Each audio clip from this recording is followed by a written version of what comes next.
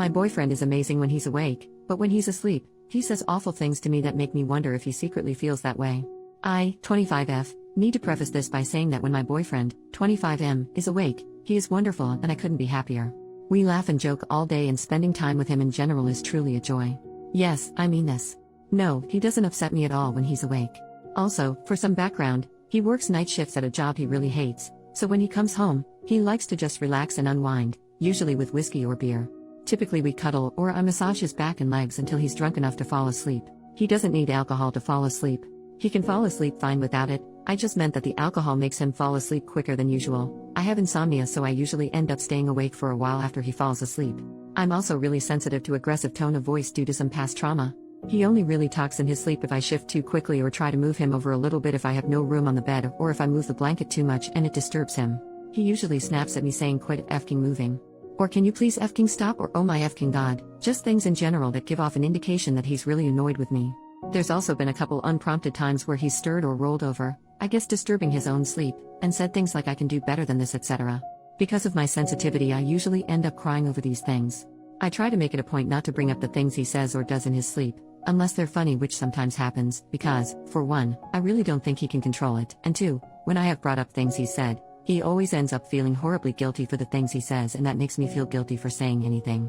Last night, in his sleep, he ripped my blanket away from me. We sleep with separate blankets because this has been an issue in the past, and tucked it under himself and his own blanket. It was really cold in the room, so I tried to take it back, but he grabbed my hand and shoved it away. I didn't want to have to wake him up, but he's a lot stronger than me, and no matter what I tried to do, I just couldn't get the blanket back. I shook him gently and kept saying, "Baby, can you please give me back my blanket?" I was met with sleepy grunts, but he still wouldn't give it back. Finally, after a little persistence, he sat up really quickly and yelled, "What do you want?" "Jesus, you're annoying." I said, "I just want my blanket back, please." He shoved it towards me and nearly knocked me off the bed, and then instantly laid back down and started snoring. I didn't sleep at all last night because of this. It's really eating at me. I really don't want to be annoying to him, especially when he's trying to rest after work. But I also don't know how I can keep putting up with this. Part of me wonders if he actually means any of the things he says. When he woke up this morning, I couldn't bring myself to say anything about it, but I also couldn't look him in the eye. I guess my question in this is, am I being too sensitive? Should I bring this up to him? I don't know how much that would accomplish because he usually has no recollection of it and doesn't know how to control it. What can I do to keep my sensitivity from affecting our relationship and the way I see him and myself? First update, 5 days later. First, I'd like to address the comments accusing my boyfriend of being an alcoholic, being abusive, accusing me of lying about how happy I am in the relationship, or claiming he wasn't actually asleep during this and wanted an excuse to abuse me. Y'all are, and really I cannot stress this enough, effing crazy. What a leap. He functions just fine without alcohol, and I've seen him go weeks without it. He doesn't need alcohol to fall asleep. He drinks after work because that's how he likes to unwind. The same as one might go to a bar on the weekend. And for those of you with anecdotes about how your partners started off like this before leading into full-on abuse, I am deeply sorry that you endured that, and I wish healing on all of you. But that's not what this is. I've known my boyfriend for 10 years. He doesn't have an abusive bone in his body. Now on to the update. Shortly after I made this post, I asked him if he thought I was annoying. He said of course not, and asked me what prompted the question. When I brought up what he did in his sleep, he got very quiet for a short while and then asked, "Why didn't you slap the SHT out of me?" Which made me chuckle quite a bit.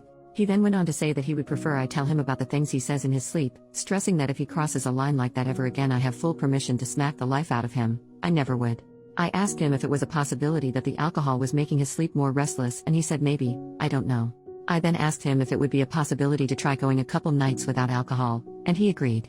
Since then, our co-sleeping has been wonderful, restful, and peaceful, except for the night before last. He shook me awake while I was sleeping, and I asked him what was up.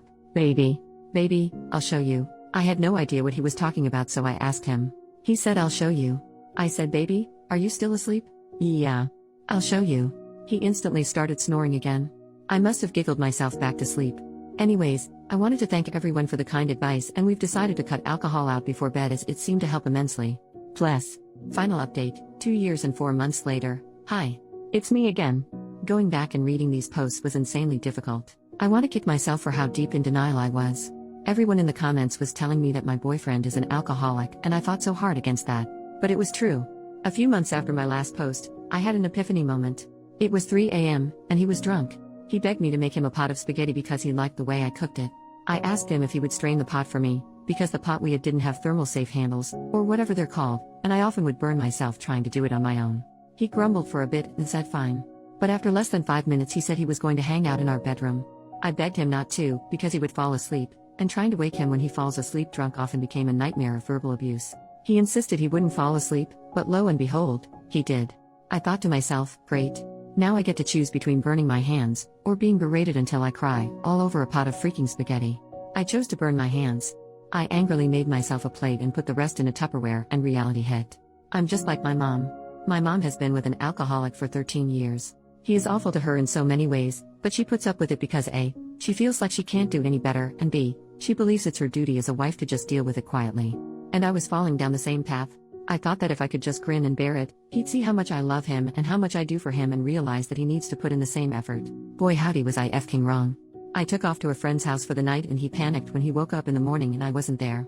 He called me, crying, begging me to return. I unleashed all my feelings in return, and in more words told him that I didn't have much of an incentive to return, and how could I know that he'd do better? His tears turned to anger, and he screamed down the phone. It was terrifying. I ended up going back home to collect some things, and told him that I needed to separate from him because I didn't know how to help him anymore, and as deeply as I loved him, I couldn't stay and watch him kill himself any longer. I'll never forget the look he gave me. It was like I had kicked him in the stomach. I stayed with my friend for a month or so, with little to no contact with him. I ended up having to return to collect the rest of my stuff, and I noticed something strange.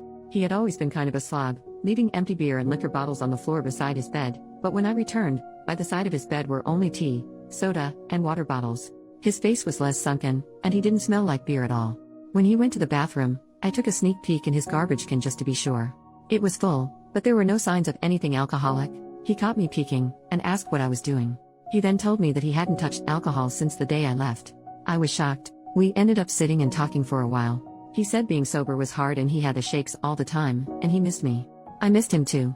I've been infatuated with him since I was 13, those feelings weren't going away anytime soon. To wrap things up for the sake of character count, we ended up getting back together. He celebrates 2 years of sobriety this week. I'm so proud of him. He sleeps restfully now, with the exception of a mumble here or there in his sleep, and is no longer mean to me in any facet. Also, we're engaged now. Thanks for reading. I'm sorry I fought you guys so hard, and thank you for telling me the truth even though I wasn't ready to hear it.